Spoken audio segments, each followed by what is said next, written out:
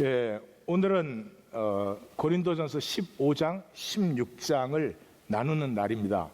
근데 제목을 이제 우주 맞추기는 끝. 저게 무슨 말인지 혹시 아시는 분 계세요? 예, 제목을 바꾸다가 마지막에 저렇게 바뀌었는데 보고 나니까 나도 잘 이해가 안 가네. 예, 저 제목은 이런 뜻입니다. 에고. 우리가 이 땅에 에고로 살아가는데 에고로 사는 사람은 온 우주를 자기에게 맞추어야 돼요. 에고로 사는 거 굉장히 힘듭니다. 이 남편도 아내도 나한테 맞춰줘야 되고 또 자녀도 뭐 온 세상이 다 나에게 맞춰줘야 돼요. 그게 뭐 차이는 좀 있어요. 어떤 사람 좀 잘 참고 어떤 사람 못 참고 그러는데 그 차이가 삶에서는 하나도 차이를 만들어내지 못해요. 이 에고는 온 우주를 나에게 맞춰야 돼요. 참 힘든 삶이에요. 근데 우리가 이걸 살아요. 사도 바울은 이런 우리를 향해서 어떻게 얘기하나 오늘 같이 한번 또 나누어 보십시다. 오늘 얘기 시작을 How to Steal a Dog, 바바라 오카너라고 하는 동화 작가의 동화예요. 책이에요. 그 시작하는 센텐스가 이렇게 되어 있어요. 내가 개를 훔쳐야 되겠다고 작정한 날은 내 베스트 프렌드 루엔이 내가 차 안에서 살고 있다는 것을 발견한 날이었다. 이게 펄 센텐스예요. 이 엄마하고 11살짜리 이 졸지나하고 토비, 자기 동생, 남동생 토비하고 이렇게 세 식구가 남았어요. 아버지가 떠나버렸어요. 너무 힘들고 어렵고 하니까 그냥 떠나버렸어요. 그 아버지가 떠난 다음에 남긴 것은 마요네즈 병에 동전과 구겨진 1불짜리 몇 개. 그것이 이제 전부였다. 그렇게 해요. 그렇게 해서 이제 아파트에서 쫓겨나서 차 안에서 살고 엄마는 투잡을 뛰는 거예요. 그러니까 뭐 아침에 일어나면 그 가까운 그 가스스테이션 가서 세수하고 머리 이렇게 적당히 하고 이래요. 그러니까 점점 꾀죄죄해지죠. 그러니까 친구 루엔이 이상하니까 한 번은 학교 끝나고 뒤를 밟은 거예요. 근데 그것도 생각에 잠겨서 모르고 차 안에서 산다는 게 들켜버렸어요. 그 11살짜리 여자애가 그 10년, 이 바바라 오카너가 책을 한번 읽어보시길 바래요. 그 11살짜리의 심리, 생각을 얼마나 잘 표현하는지 몰라요. 근데 우리 평생에 나이가 몇 살이시든지 11살짜리 갈등을 우리는 계속하고 있는 거예요. 그게 뭐냐? 이 졸지나가 stealing dog, 개를 훔치는 건 plain wrong. 그럼 뭐 잘못된 거예요. 그건 그냥 잘못된 거죠. 그거는. 그럼에도 불구하고 또 졸지나의 가슴에는 그런데 상황이 어쩔 수 없어. 왜 우리 인생이에요? 우리는 뭔가 더 고귀한 걸 알아요? 그럼에도 불구하고 이 상황이 어쩔 수 없다는 거죠. 베스트 프렌드까지 내가 차 안에서 산다는 걸 발견한 이상 무슨 수를 쓰더라도 아파트를 찾아서 들어가는 수밖에 없어. 엄마를 조르고 물어봐야 엄마는 조금만 기다려라 그러는데 근데 그 언제일지 몰라. 그래서 그날 밤에 그 차 뒤에서 숙제를 하고 자려고 하는데 옆에 전봇대에 포스터가 하나 붙어 있어요. 뭐냐 그러면 개 찾습니다. 찾아주시는 분에게 500불 사례 드립니다. 그래서 얘가 저거는 언제 붙은 포스터인지 모르잖아요. 그렇게 아이디어가 딱 떠오른 거야. 개를 훔쳐가지고 포스터가 붙으면 돌려주면 500불을 받으니까 엄마한테 물어봐. 500불이면 아파트 들어갈 수 있는. 그렇게 가난한 시골 동네니까 이제 들어갈 수가 있죠. 그래서 그 불안하지만 그 남동생 토비와 이제 개를 훔치기로 해요. 그리고 그날로부터 개를 훔치는 계획을 이렇게 노트에다 적어가는 거야. 그 제일 1단계는 뭐냐 그러면 개를 물색하는 거야. 개가 짖지 않아야 된다. 개가 잘 따라야 된다. 그 다음에 개가 이렇게 어느 정도 돈 있는 집 개여야 된다. 그 잊어먹었는데 잘 갖고 갔다 이러면 곤란하잖아. 그리고 주인이 굉장히 개를 사랑해야 된다. 뭐 이렇게 계획을 적어 나가는 거예요. 그 계획을 따라서 일이 전개되는 것을 적은 그런 책이에요. 참 가슴 아리게 만들어요. 그래서 이제 동생하고 개를 물색하러 나갔어. 근데 가난한 동네니까 만만치가 않아요.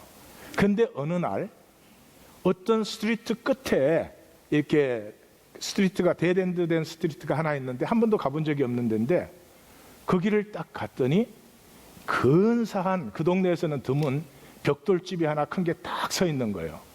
그래서 문패를 딱 봤더니 위트모어라고 돼 있어요. 위트모어. 그런데 그 길 이름이 위트모어 스트리트야. 그러니 이 길 전체를 차지한 이 큰 집에 사는 사람, 이 굉장히 이 부자겠구나. 자, 개가 있어야 되는데. 그리고 울타리를 통해서 딱 봤는데 마침 개가 하나 쩔렁쩔렁 나와요. 너무 예쁘게 생긴 개야. 흰색과 검은색이 섞여 있는데, 그래 나와서 이게 막 땅을 파. 근데 그 집 아줌마 이름이, 아직 이름 모르지만 카멜라라는 아줌마인데, 카멜라가 막 나오더니 땅 판다고 개를 혼내는 게 아니라 아유 이쁜 것 그러면서 너무너무 이뻐하는 거야. 우리 사이 같지 않아? 막 그러니까 이제 펄펙한 거예요. 그래가지고 이제 저 개를 훔쳐야 되겠다 그랬는데 문제가 하나 생겼죠. 개를 훔쳐서 어디에 놔두냐고. 차 안에 사니까. 하여튼 우유곡절 끝에 숲속에, 그 마을 숲속에 폐가, 사람이 살지 않는 집이 하나 있는데 그 집 뒤쪽에 돌아가니까 발코니가 하나 있는 거야. 그래서 거기다 개를 숨길 수 있어. 거기 아무도 안 오는 데니까. 그래서 드디어 이제 개를 훔쳤어요. 그 훔칠 때 그 11살짜리의 그 두근거림, 그 자기 자신과 싸움, 그거를 좀 읽어보셔야 돼. 그거를 지금 내가 여기서 다 말할 수는 없잖아요. 그래서 이제 개를 딱 훔쳐다가 거기다 딱 이제 묶어놨어요. 그리고 이제 밥 때마다 가서 밥을 주고 찾아가고 그러는 거야. 자기 둘 다 이제 개를 또 굉장히 좋아해서. 근데 한 번은 밥 주러 딱 갔는데 사람 소리가 들리는 거예요. 너무너무 놀랬지. 그래서 숲을 속에 딱 숨으니까 그 남자 목소리가 들리는 거야. 누구요? 나는 숨은 사람 무섭지 않아? 뭐 이러면서 그런 거예요. 그래서 가만 눈치를 보니까 해칠 사람 같지는 않아서 이렇게 나가서 봤더니 그 자전거를 타고 홈리스지 말하자면, 근데 뉴욕 이런 도시의 홈리스와 다르게 이렇게 지역을 떠돌면서 일도 해주고 뭐 이 트랙터 자동차 이런 것도 고쳐주고 이런 뜨돌이 사람이 그 발코니에다가 이렇게 텐트를 치고 그 자리를 잡은 거예요. 그러는데 이제 개를 훔친 다음에 이제 그 집에를 갔지. 그랬더니 그 카멜라라는 아줌마가 얘들을 보고, 얘들아 너희 혹시 이렇게 생긴 개 못 봤어? 어떻게 개가 어제 집을 나갔는데 돌아오지를 않아? 막 그러면서 안타까워하고 우는 거예요. 그래서 이제 이 졸지나하고 동생 토비하고 그 이제 아줌마 집에 들어가서 우리가 도와드릴게요 이래가지고, 그래가지고 이제 얘기를 막 하면서 전단지를 만들어야 돼요. 사례금을 500불 해야 돼요. 뭐 이래가지고. 근데 그 집에 들어가기 전에 너무 실망을 한 거예요. 그 큰 집에 이렇게 문을 딱 여는데 집 안에는 가구도 없고 막 엉망진창이에요. 그래서 얘기를 들어보니까 증조 할아버지 때 이 타운 전체를 다 가졌던 사람이에요. 우리랑 똑같아. 증조 할아버지 때. 근데 이제 쫄라당 망해가지고 지금은 가족은 다 나가고 이제 카멜라 혼자 그 집에 사는데 뭐 정말 엉망진창이에요. 그래서 이 사례금을 500불을 적어야 된다 그러니까 자기는 그런 돈이 없다는 거야. 그래서 이제 둘이 슬쩍 물어봐요. 그럼 얼마나 걸 수 있어요? 그랬더니 15불 걸 수 있어요. 너무나 절망적인 거야. 근데 카멜라가 딱 손뼉을 치더니 내가 남동생한테 돈을 빌려야 되겠다. 남동생이 다른 도시에 사는데. 근데 연락했더니 얄짤 없어 안 빌려준대. 남동생을 믿지 맙시다. 오늘의 주제예요. 그러더니 이제 자기 작은 아버지인가 그렇게 연락을 했더니 뭐 500불을 빌려주겠다 그래서 이 전단지를 만들었어요. 예?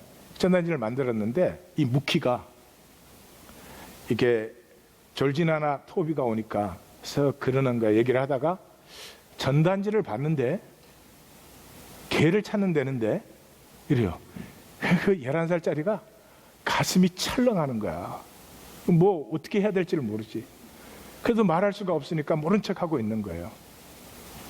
그래서 이제 집에를 돌아갔다가 또 끼니 때 되면 와서 주고 그래요.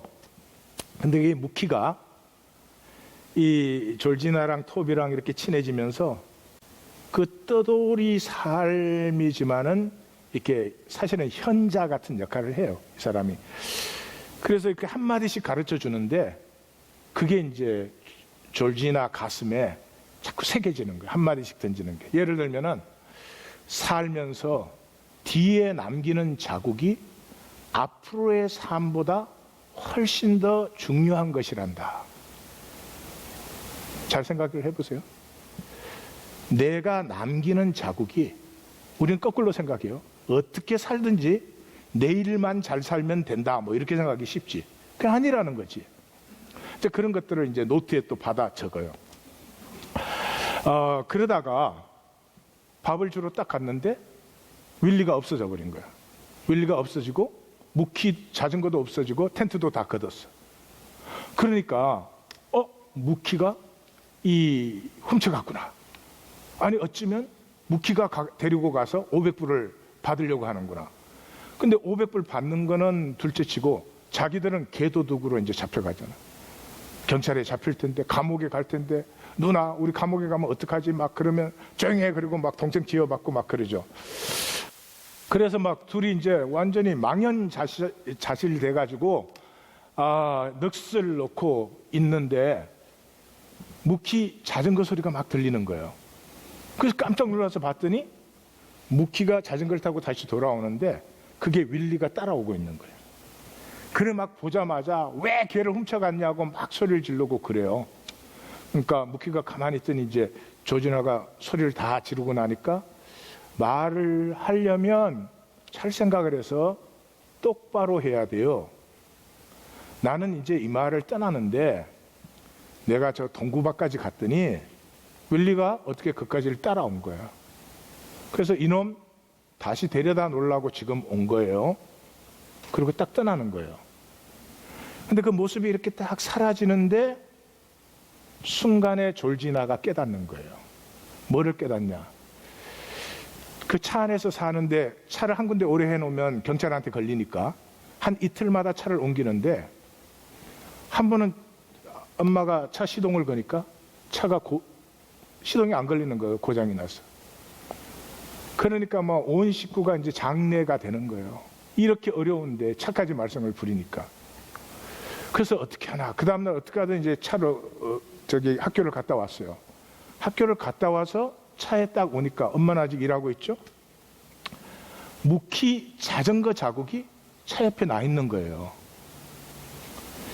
그래서 졸지나가 무키가 무슨 눈치를 채고 조사하러 온 거 아닌가 이런 생각이 들어서 기분이 나빠서 그 자전거 그 자국을 발로 빡빡 지웠어요. 근데 딱 생각이 나는 거예요. 그 다음날 아침에 차가 시동이 걸렸거든. 그래서 안 되더니 되는구나 이러겠는데 이제 아는 거야. 무키가 와서 고쳐준 거예요. 그리고 무키가 모든 것을 다 알면서도 너 그러면 안 된다든지 어쩐데 이런 거 없이 그냥 졸지나를 기다려준 거야. 이제 그게 확정이 되는 게 뭐냐 그러면 그래서 이제 졸지나가 거기에서 걔는 돌려줘야 된다. 이건 아니지. 그래서 걔를 돌려주려고 나가는데 보니까 걔를 훔쳐올 때 걔 목걸이 주소, 이름, 전화번호 적힌 걸 풀어갖고 그 숲속에다 던졌거든요. 그거 긁고 있으면 안 되잖아. 훔쳐왔으니까. 근데 무키가 그걸 어떻게 찾아가지고 집 앞쪽에 딱 걸어놓고 간 거야.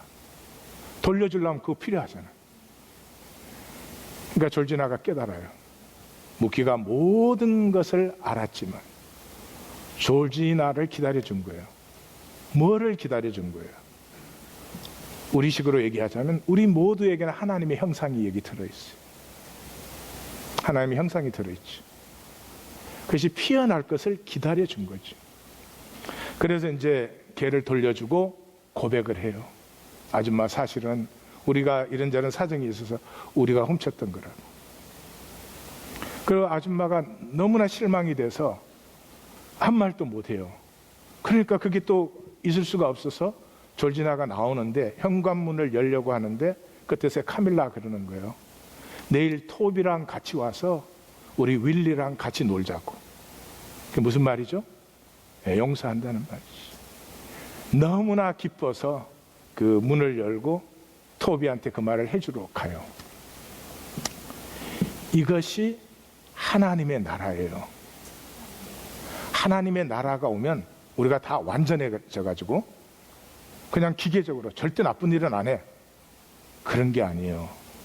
우리 하나님의 나라가 이 땅에 임했어도 우리에게는 유혹과 미혹은 계속 있어요. 그럼에도 불구하고 우리를 믿어주시는 주님 때문에 우리 안에 있는 하나님의 형상을 피워내는 거죠. 근데 그걸 피워내는데 한 번, 두 번 피워내면은 내가 죄와 싸워서 이기는 것이고 이건 나쁜 짓이야, 안 되는 거야, 그거와 이긴 것이지만은 이게 반복이 되면서 뭐를 알아요? 이게 복이다. 이게 더 이익이 되는 일이다. 이것이 정말로 나를 축복하는 것이다. 이거를 경험하는 차원에 이르렀으면 더 이상 이게 흔들리잖아요. 미혹이 있는 것이 전혀 상관이 없어요. 지금 제가 요한계시록을 다 말씀드릴 수는 없지만 요한계시록에 하나님 나라가 완성된 다음에 하나님 왜 마귀를 안 없애요? 왜 안 없앨까요? 마귀를 없애버리면 되지. 그러면 성경적으로 문제가 커요. 왜냐하면 마귀가 하나님의 섭리의 도구거든. 근데 마귀를 그대로 둬요. 마귀를 그대로 두는데도 이미 우리를 다스림의 존재로 창조한 그 하나님의 사랑 안에서 우리가 다스림의 존재가 되어 있기 때문에 우리는 그 미혹을 넘어서서 훨씬 더 가치를 창조해 나가는 거죠.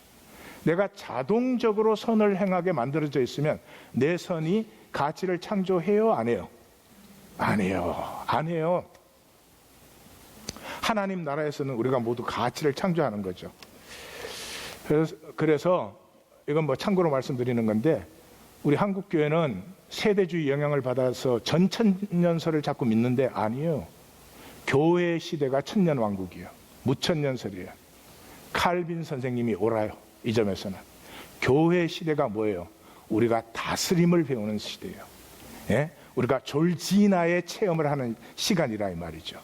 그래서 그것을 자꾸 체험하다가 어느 순간까지 선을 택하는 것이 내 안에 하나님의 생명을 이겨내고 살아보는 것이 진정한 복과 기쁨임을 체험함으로 말미암아 자원하는 마음과 중심의 진실함으로 하나님을 사랑하는 자리에, 하나님을 사랑한다는 말은 하나님의 뜻과 함께하고 하나님의 뜻을 내가 행할 때 기쁨이 되고 하는 그 자리에 들어가는 것이다. 네. 오늘은 고린도전서 15장 16장 15장을 먼저 들어갑니다. 15장은 내용이 간단하죠. 시작이 나의 나됨이요. 그 나의 나됨은 끝에 뭐예요? 변화된 나예요. 자, 어떤 변화인지 보겠어요? 만약에 이 변화가 없으면 가장 불쌍한 자예요. 근데 이 변화는 어떻게 오느냐? 죽고 다시 사는 거예요. 나를 조금 이렇게 임프루브 시키든지 나를 조금 뭐 훈련을 그런 게 아니고요. 질이 달라져요. 물이 포도주로. 예, 그것이 어떻게 이루어지느냐? 그리스도의 죽음에 이제 연합하는 것이다. 이게 이제 15장이에요. 그러면 15장 들어가서 제일 첫 번째 첫 단락과 마지막 단락을 보겠어요. 그게 주제는 은혜예요. 그래서 나의 나됨으로 시작을 해서 죽음을 이긴 이 생명 이렇게 마감을 해요. 그래서 이 15장 시작하자마자 사도 바울이 그러죠. 내가 복음을 전했습니다. 그 복음이 뭐예요? 그리스도께서 성경대로 죽으시고 성경대로 사흘 만에 다시 살아나셨습니다. 그렇게 해서 게바에게 보이시고 12사도에게 보이시고 500의 형제에게 보이시고 야고보에게 보이시고 모든 사도, 여기 모든 사도는 12사도뿐이 아닌 그 사도 공동체 내 모든 사도들에게 보이시고 그 다음에 뭐라 그래요? 그 얘기를 한 뜻이 뭐냐? 맨 나중에 나에게, 맨 나중에 나에게 보이셨다. 근데 그 나는 누구냐? 만삭되지 못하여서 난 자 같으다. 사도 중에서는 가장 작은 자예요. 사도라 칭하심을 받기에 감당할 수가 없어. 왜? 교회를 핍박했으니까. 그런데 그러나가 있다 이 말이에요. 그러나 이 그러나의 역사가 함께 하시기를 주의 이름으로 축원합니다. 네, 졸지나가 상황이 정말 이제는 이렇게 살 수는 없는 상황이야. 그래도 그러나 은혜가 임해야지. 자기 에고가 이렇게 열매를 맺으면 좀 곤란해지는 거예요. 그러나 다음에 뭐가 나와요? 은혜. 그 은혜가 임했더니 뭐가 어떻게 됐다는 거예요? 나의 나됨. 나는 지극히 부족하고 작은데 은혜가 임했더니 내가 모든 사도보다 더 수고했어. 열정, 패션, 나됨이 피어나는 삶을 살았다는 거죠. 그러므로 내 공로가 아니라 이것은 은혜다 이 말이죠. 잘 보십시오. 나는 먼지보다 작아요. 이 우주에 비하면 먼지 한 털도 안 되는 거예요. 그런데 이 나가 은혜를 받으면 이 은혜는 나와 모든 것이 통하게 해요. 이 세상 속엔 다 단절되어 있는데 은혜가 임하면 통하게 해요. 그래서 먼지보다 작은 내가 우주 전체를 누릴 수가 있게 돼요. 나는 찰나예요, 찰나. 지구 역사가 46억 년이야. 그 46억 년에 비하면, 억만 년에 비하면 내가 뭐 100년을 살아야 찰나요. 그런데 그 나에게 은혜가 임하면 이 찰나를 사는 내가 영원을 품게 된다 이 말이죠. 이것이 생명의 비밀이다. 예. 자, 그러면 이제 그 얘기를 고린도 교회에 왜 해요? 고린도 교회 여기까지 무슨 얘기했어요? 너네가 교회라고? 교회라고 모여갖고 싸우고, 음행, 너네끼리 소송, 여자 머리 스타일 갖고 싸우고, 모이면 먼저 먹어갖고 나중 온 사람이 배고프. 너희가 교회라고? 그런 교회 없다 그랬잖아요. 바울이. 그런 교회, 하나님이 위대한 사람들을 부르는 게 아니고요, 그런 평범한 우리를 부르셔서 우리가 은혜를 만나게 될 때 하나님이 창조하신 모든 우리의 가능성이 그때 피어나는 거다. 이거를 첫 번 단락에서 얘기한 거예요. 그래서 자, 그러면 은혜가 임할 때 생명이 피어나는데 그 생명이 어떻게 피어나느냐, 이게 이제 마지막 절이죠. 마지막 그 단락이죠. 그래서 보시면 사도 바울이 좋아하는 두 번의 대칭 구조로 되어 있어요. 썩는 것은 영혼을, 썩지 않는 것을 유업으로 받지 못해요. 그래서 대칭 53절에 썩을 것이 썩지 않음을 잊게 했다는 거죠. 썩지 않음을 잊게 했다는 거죠. 이 변화의 비밀이 무엇이냐? 이 변화의 비밀이 무엇이냐? 그리스도와 하나가 되는 것이다 하는 것을 쓰고 있어요. 그래서 여기서 중요한 것은 이거예요. 변화된다는 거죠. 지금 이 세상에 육체로 사는 이하권이는 이 썩을 인생이에요. 썩을 몸으로 썩을 것을 살고 있어요. 근데 이 썩을 것이 썩지 않음을 입는 변화가 임한다는 거죠. 그러니까 이렇게 말하는 사람들을 조심하셔야 돼요. 여기서는 어떻게 살았든지 죽고 나면 이렇게 하나님이 이하권이 여기서 산 거 다 취소, 그리고 새 이하권을 천당에서 하나 만드는 것. 그렇게 말하는 사람들을 조심하십시오. 여기서 산 이하권이가 이 썩지 않음을 잊게 되는, 그래서 생명의 계속성, 생명의 계속성, 이 4차원 세계에서 내가 무엇을 살았느냐 하는 것이 영원을 가꾸고 있는 것이다. 예. 자, 두 번째는 이 사망과 생명의 관계를 그래서 분명하게 보여줘요. 사망을 통해서 우리의 생명이 어떻게 된다는 것인지. 사망을 이긴다는 말씀이 성취되는데 그 이김을 우리에게 주신 하나님께 감사하라는 거죠. 감사한다는 거죠. 왜 감사하느냐? 사망에 쏘는 것이 사라졌어요. 이제는 그 죄의 권능인 율법이 완성이 된 거예요. 이게 무슨 말이냐? 사망에 이기는 것. 그러니까 우리가 지금 4차원 세계에서는 사망의 권세 아래 있다 이 말이죠. 그래서 사망에 이기는 것, 사망에 쏘는 것은 우리가 사망의 권세 아래 있으면 뭘 하느냐? 피해요. 삶을 살지 않고 피해요. 부담되는 사람도 피해. 마음에 들지 않는 상황도 피해. 하여튼 나에게 좋지 않은 건 다 피해. 그래서 돈이 필요한 거예요. 돈은 내 상황을 편하게 만들어줄 수 있어요. 됐죠? 돈이 생명 만들 수 없어요. 돈이 생명을 장성케 하지도 않아요. 아니, 반대 경우가 더 많지. 돈과 권력은 필요한 것이고 좋을 수도 있어요. 그러나 분명히 아셔야 될 것은 돈과 권력을 가지면 내 상황을 편안하게 만들 수는 있을지 모르지만 돈으로 생명을 피우는 건 아니다. 그건 분명히 아셔야 돼요. 그래서 우리의 삶이 피하는 거예요. 피하니까 허무하죠. 허무. 자, 그러면 그 사망에 쏘는 것 때문에 우리가 피해서 삶이 허무해지는데 그 사망에 쏘는 것이 뭐냐? 죄다. 이렇게 말해요. 죄. 이 히브리어로 하타, 헬라어로는 하말티아. 다 아시죠? 죄는 관역을 빗나가게 하는 거죠. 하나님이 이하권을 창조했는데 이 이하권이가 이하권으로 피어나기 위해서는 하나님이 이하권이에게 주시는 모든 상황과 조건이 하나님의 섭리예요. 무슨 섭리예요? 합력하여 선을 피게 하는 딱 필요하게 주셨어요.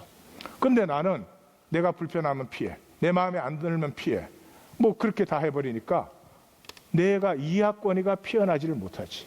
그러니까 나를 상실하는 것, 그것이 죄다 이 말이죠.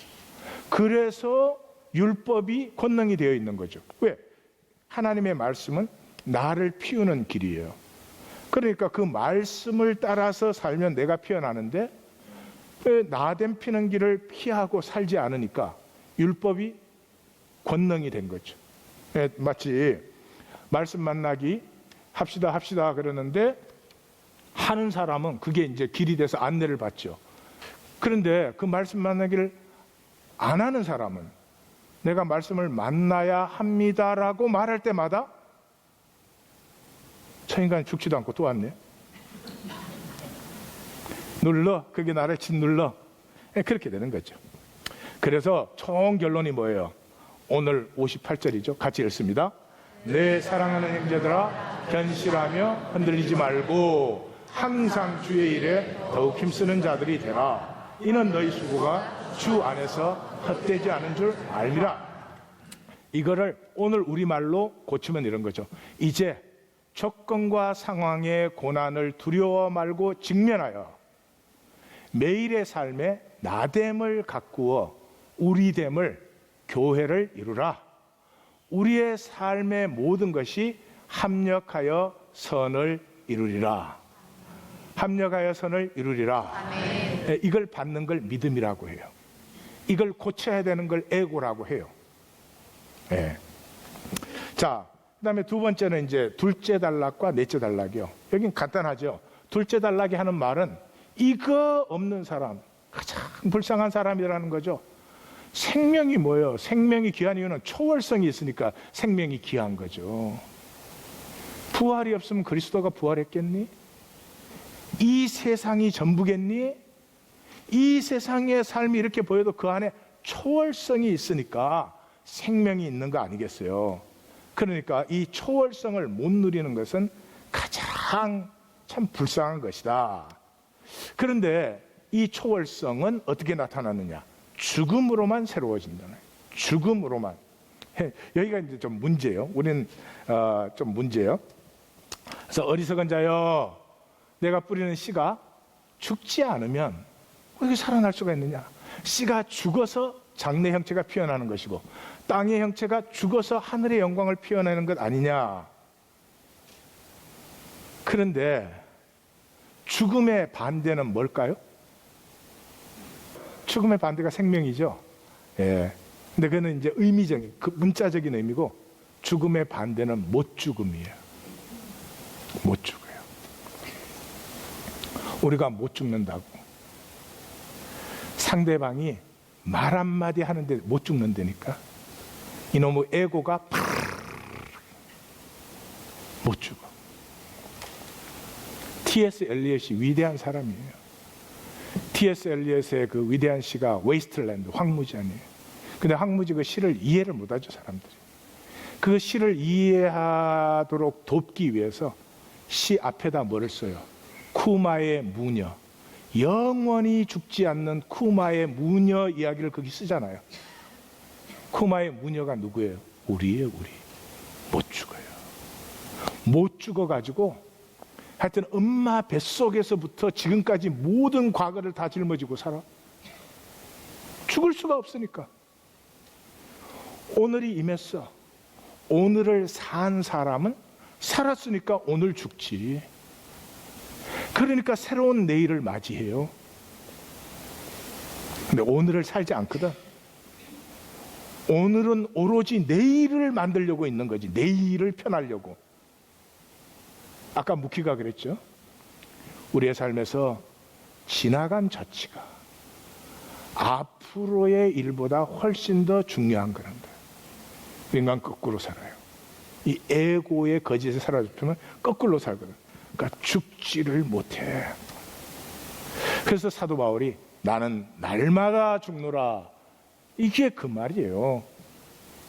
그래서 썩는 것, 욕된 것, 약한 것 혼적 몸으로 심고, 혼적 몸으로 심고 심으면 죽죠. 그러면 썩지 않는 것, 영광스러운 것, 강한 것, 영적 몸으로 살아났을 때 뭐라고 그래요? 살려주는 영이 됐어요. 뭐가 살려주는 영이에요? 코이노니아. 코이노니아. 남편과 아내로 만나서도 나누지 않아요. 통하지 않아요.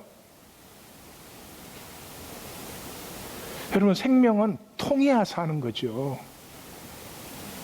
근데 딱 닫고. 왜냐하면 이 4차원 세계는 내 거를 지켜야 돼요. 성도님이나 저나 똑같아요. 지키지 않고 사는 길은 없어요. 그러나 지키는 것이 전부면 죽음이죠. 지키고 나가고 이렇게 돼야 되는데 그게 안 돼요. 살려주는 영이에요. 그럼 내게로 다가오는 사람들에게서 내 생명을 나누어 받을 수 있죠. 하나님의 생명이니까 얼마나 깊은 사랑이 있어요. 평생 사랑해도 다 사랑하지 못해요.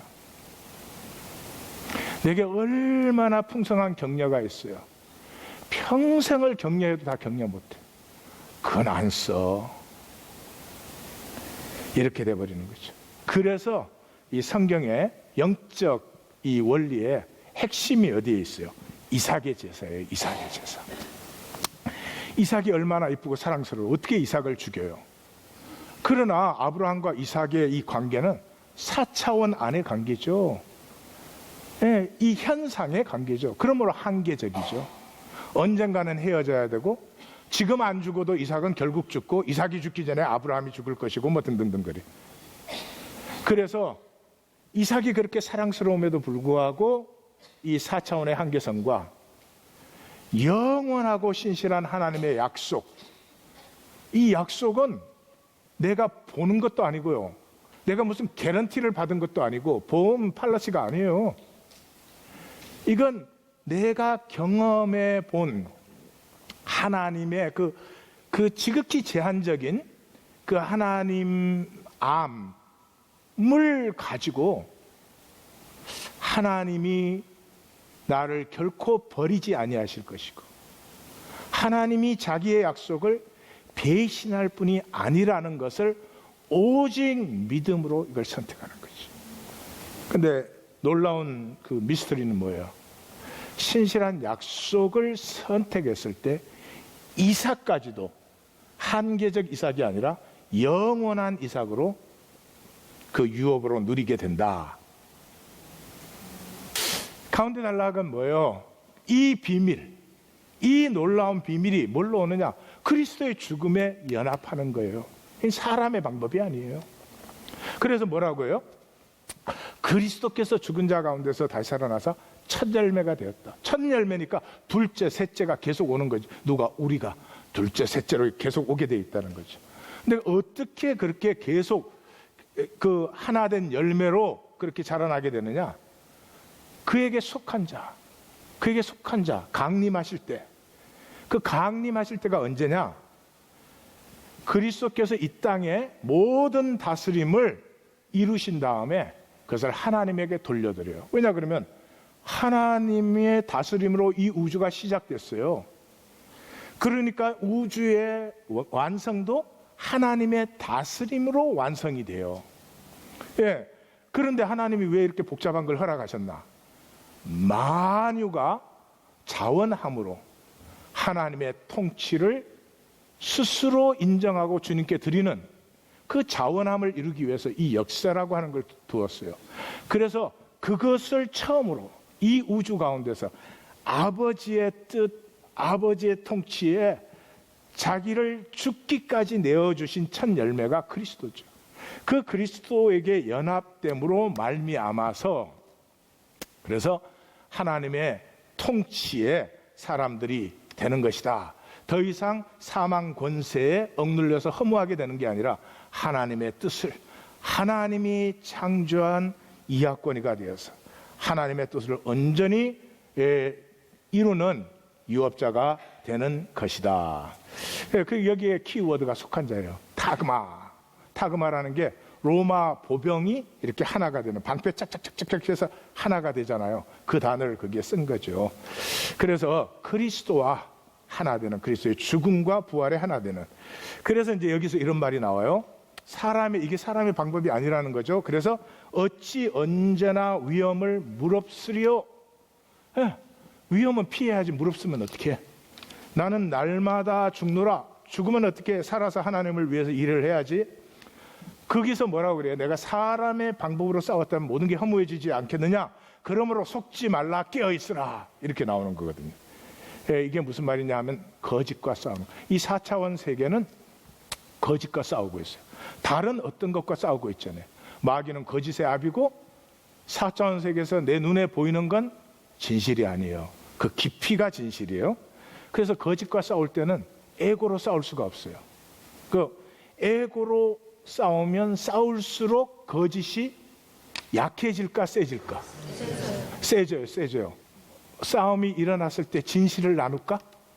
아니야. 그때는 그런 거 소용없어. 상대방을 아프게 만들어야 돼. 공격해야 돼. 얼마나 훈련이 잘 됐는지 여러분 짐작이 가시죠? 예. 그러니까 상대방에게 좋은 건 싹 빼고 안 좋은 것만 크게 공격을 해요. 거짓이 나타나는 거죠. 그 거짓을 받은 남편은 또 어떻게 해요? 예. 뭐 저쪽에서 박격 포하면 이쪽에서 벌써 미사일 나가. 점점 둘이 세지는 거죠. 거짓과는 그렇게 싸울 수가 없어요. 거짓만 세지는 거죠. 거짓과 싸우는 유일한 길은 사랑으로 싸우는 거예요. 이름은 추상적이지만 아니에요. 거짓으로 싸울 때는 우리 안에 하나님의 형상을 지키는 거예요. 그러니까 아내가 이렇게 공격을 할 때 저게 일방적이고 절대 100% 진실은 아니야. 그래도 내 안에 있는 하나님의 형상으로 싸운다는 건 이런 거야. 당신이 그렇게 느끼고 생각할 만한 충분한 이유가 있어. 그러나 이렇게 말했다가는 맞을 가능성이 많아. 여보, 힘들게 해서 미안해. 내가 조금 더 성숙할 수 있는데 할 말이 없네. 당신 그렇게 느끼니까. 그때 상대방에 있던 거짓도 스르르 힘을 잃어요. 우리는 이 땅에 거짓과 싸우고 있는 사람들이에요. 그러므로 진정한 승리는 내 안에 소중한 것을 지키는 거예요. 졸지나가 승리했잖아요. 어떻게 해서 승리했어요? 그 안에 있던 소중한 것을 지켜낸 거죠. 상황이 어떻더라도. 그죠? 자, 고린도전서 16장으로 갑니다. 심지어 연보에 관하여는 이렇게 말하니까 고린도 교회가 질문을 한 거죠. 연보를 어떻게 해야 됩니까? 그러니까 사도 바울이 그냥 딱 한마디 했어요. 갈라디아에 명한 것 같이 그렇게 해라. 그 말은 갈라디아서대로. 그래서 그 갈라디아서가 하는 말은 종교가 아니야. 어떻게 너희가 종교로 돌아가니? 내가 너희에게 전해준 것은 더불어 살기지.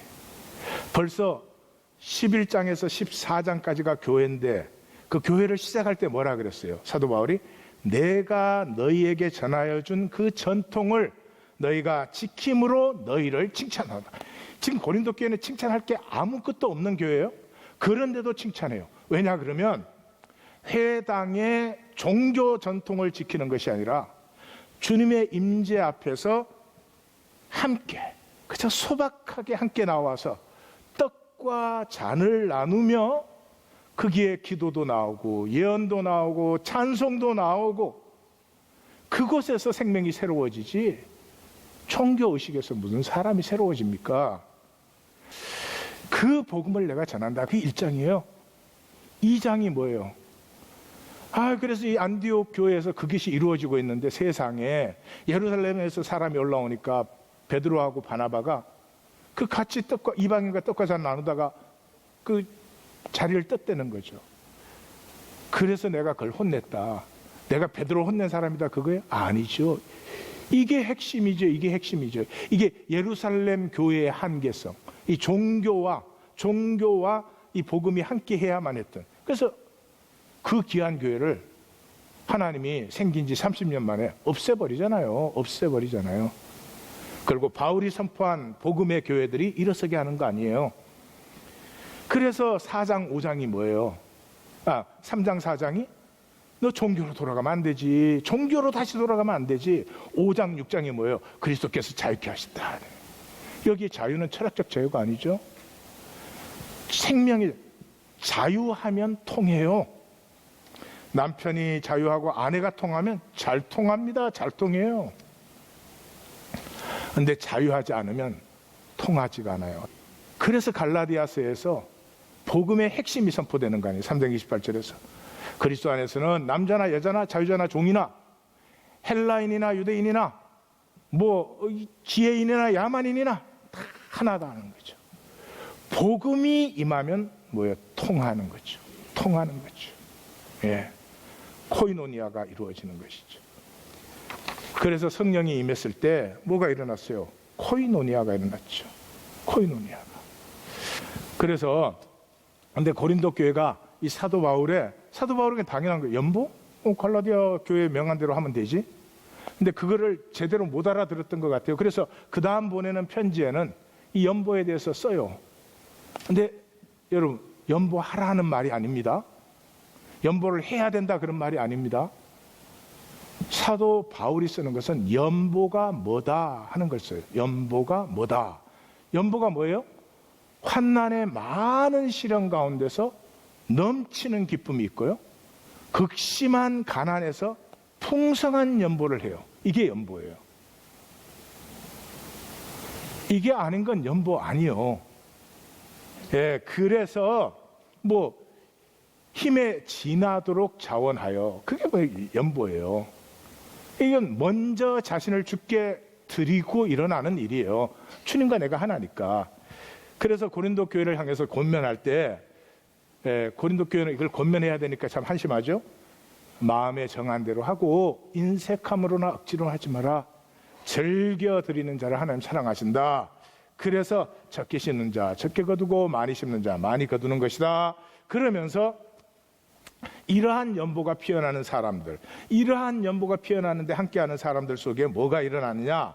하나님이 너희로 모든 일에 항상 모든 것이 능력하여 모든 좋은 일을 생명이 피어나고 나누어지는 사람에게서 하나님의 역사가 피어나고 풍성해지는 것이, 이 당연한 얘기니까 말을 하는 게 좀 이상하네요. 그래서 어떻게 해요? 그 삶에는 의의 열매가 더하게 하신다. 예. 사랑하는 성도님들, 한평생 사는데 욕심의 열매 맺으시면 자랑스럽습니까? 자식한테도 창피해요. 의의 열매가 풍성하시기를 주의 이름으로 축원합니다. 자, 드디어 마지막, 고린도 전서 전체의 마지막 부분이죠. 16장 후반부. 여기 종말적 신앙을 얘기해요. 그래서 시작이 뭐예요? 깨어있으라, 믿음에 굳게 서라, 용감하라, 강건하라 그래요. 그런데 이상한 거는 제일 끝에 가서 뭐라 그래요? 만일 누구든지 주를 사랑하지 않으면 저주를 받을지어다 이래요. 아니, 이때까지 사랑을 강조한 사도 바울이 도대체 왜 갑자기 저주를 받으라 그러냐? 물론 번역도 좋지 않아요? 하나님을 사랑하지 않는 것 자체가 이미 저주된 삶이라는 거예요. 여러분, 하나님 사랑 안 하면 뭐 사랑하겠어요? 하나님 사랑 안 하면 또 뭐를 살겠어요? 그냥 이건 스스로 물어보셔야 돼요. 근데 왜 이런 말이 나오느냐? 사도 바울은 시편 31편을 얘기하고 있는 거예요. 이미 그때는 유명한 시편이죠. 이 종말적 고난과 절망의 시편이에요. 그 시편의 총 결론이 뭐예요? 그냥 내 몸과 마음과 영혼이 쇠합니다. 내 슬픔과 탄식 속에서 기력이 쇠하고 내 뼈가 쇠합니다. 내 대적들이 그냥 벌떼같이 달려돌고 내 이웃들은 더하고 내 친구가 친교실에서 얼굴을 돌립니다. 그런 절망 속에서도 뭐예요? 시편 기자가 나는 주님을 사랑했습니다.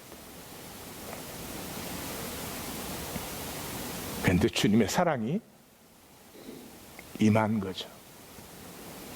주님의 사랑이 임한 거죠. 그래서 그 고백이에요. 모든 성도들아 여호와를 사랑하라. 진실한 자를 보호하시고. 이 윤리적 진실이 아니에요. 하나님을 사랑하면 진실해져요. 교만한 자, 에고로 사는 자에게 엄중히 갚으셔요. 그래서 총 결론이 뭐예요? 여호와를 바라는 너희들아 강하고 담대라. 이거를 고린도 교회에 전해주고 있는 것이죠. 자, 마감하십시다. 첫째, 날마다 죽으십시다. 4차원 현생에 대해서 죽으십시오. 죽는다는 말은 기피를 산다는 말이죠. 자, 시간이 제일 좋은 이유예요. 시간이 이렇게 떠내려가요. 그래서 떠내려가는 시간을 사는 사람 바빠요. 내가 속력을 내는 만큼 시간은 더 빨라져요. 그러니까 시간을 따라 사는 사람은 바쁘고 정신이 없어요. 속지 마세요. 시간은 흘러가게 놔두시고 나는 지금 깊이를 누리세요. 지금 깊이를 누리실 때 흘러가는 시간 속에서 계속 영원을 누리는 자가 되죠. 두 번째, 돈을 가치 창조를 위해서 쓰십시오. 여러분, 돈은 우리끼리 약속한 시스템이에요.